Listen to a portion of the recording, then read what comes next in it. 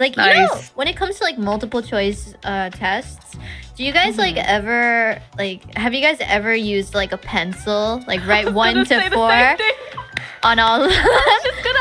I did that at one point, or you just the lucky pencil. I mean, that's only when that's my like lucky pencil to use when I forget to study for something like pop quizzes, or if I forget that there was a test or something and there's a question I have no idea what the answer is. I would use it. It's like my last my final weapon of choice. Your trump card. My trump card, yeah. Your trump card. Have you guys never done that before? Never. You know, before I answer that, what's your usual score on those kinds of tests, IRyS, if I can ask?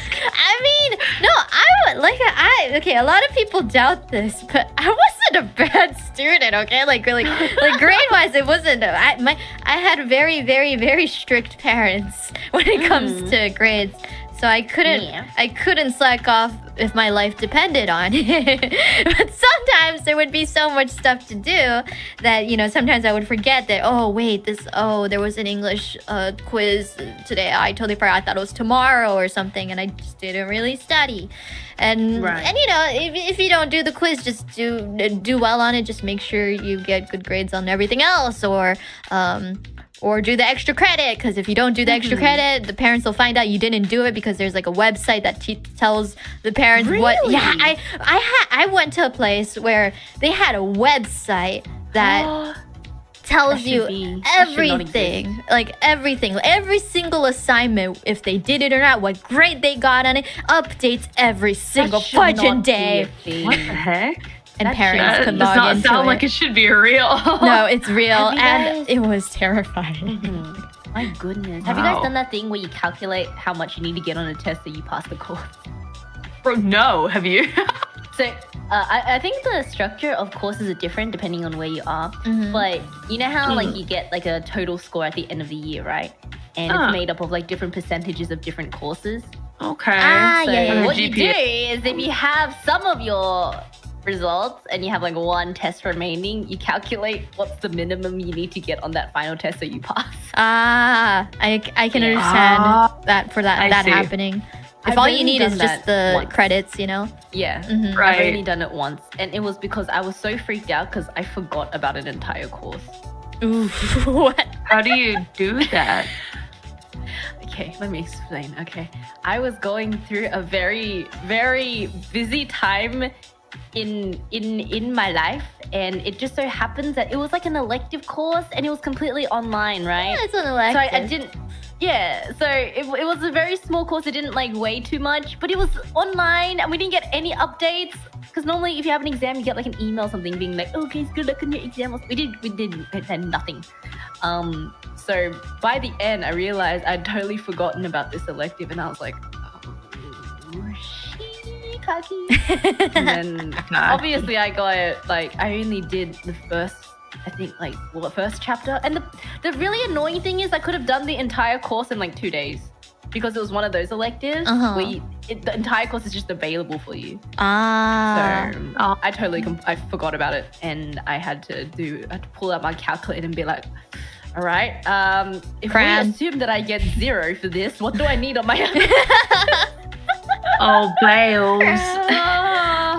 Like, I mean, do what you gotta do, but damn, how stressful. It does sound stressful. I was so stressed. I'd have a heart attack, I think. Just take the F. No, I couldn't. Nice. There could not be an F on the record. So that's where you and I differ, Baelz Hakos. Because I'm over here like, oh, okay, I got an F. Well, that's life, I guess. I would be killed if that ever happened. Yes, back in school days. I couldn't let that happen. Are y'all's parents strict with grades and stuff? Yeah. That must be tough. Like, but not kind of off topic. But have you guys ever okay, maybe not ever. I'm sure you guys have done it once. How many times have you guys got one in the wrong classroom for the wrong period? 0. Many times. Many times, right? Wait, I'm surprised you're saying 0. Really? You've done it at least once. Well, Bae's too smart for this world. I'm just... There's so many times I'm like, okay, it's time for science. I run to the science room. I walk up. I go sit down on my desk. I notice like all the classmates are different. And I'm just like, wait, something is wrong. And my teacher's like, yeah. Oh, I think it's... okay. Okay. I think for me, the reason I've never gone to a wrong class before is because I'm so forgetful that I don't remember what class that I have. So I keep checking it every 5 minutes up until the time of the class because I don't know where I'm going. So I can never because I can't forget what class I have because I don't know what class I have. So I never have confidence in what class I have, so I would just keep checking. Yeah.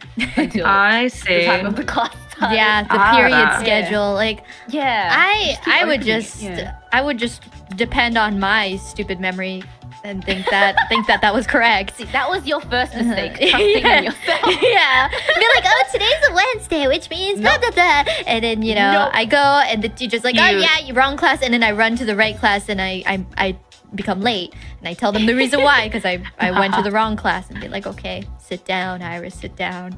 Oh, that's cute, though. It happens so often. But it's such a good excuse to be late. For some reason, I'm not surprised. Yeah. You should use that when people are accusing you of being late. Just always be like, oh, I went to the wrong class, even when you didn't. Even when you didn't. Walk in there with your Starbucks and just be like, just boldly be like, I went to the wrong class. I went to the wrong room. Oh, God. That reminds me of how, like, I don't remember this, but my parents told me that, like, when I was in kindergarten, my teacher would always bring a Starbucks Frappuccino to the classroom. Did I ever tell you guys about this? No. And, basically, one time she asked me to hold the door for the class to go outside. Oh, actually, no, she had to hold the door, so she asked me to hold her Frappuccino drink. I don't remember this, by the way. This was like, this was kindergarten, okay? And apparently, I thought I could take a sip of it, and I took a sip of it. And she got so mad at me. Apparently, the parents are like outside the window watching, and they think, oh, poor girl. And the teacher got so mad at me. I'm more appalled that kindergartners were drinking Frappuccinos. Oh, no, what the hell does a kindergartner need with that caffeine? The teacher was drinking it. So, it was the staff. Okay. Yeah, it was the teacher's Frappuccino. And she passed it down to me so she could like open the door or something. And I thought I could drink it because it looks delicious with all that cream and chocolate on it, right? Oh my God. Okay, well, if you're a teacher, get over it. You're surrounded by kids. Just let it go. Say, please don't drink my drink again, and then just continue drinking your drink. I'm surprised she got mad because I feel like that would be such a funny moment. If I was that teacher, I would just laugh. I'd be like, oh my goodness. She was angry that I ruined her drink, I guess. Get over it, lol. Baby! Oh my goodness. Baby. That would be hilarious if that happened to me. Why the hell did you become a kindergarten teacher if you're going to be mad at kids for making silly mistakes? Oh my God. I honestly don't think my kindergarten teacher really liked kids. She didn't seem like that type. Like that. Yeah, and I'm just like, why did you become a kindergarten teacher then? But I do know that it's probably much more stressful than what it looks like. That'd be so funny.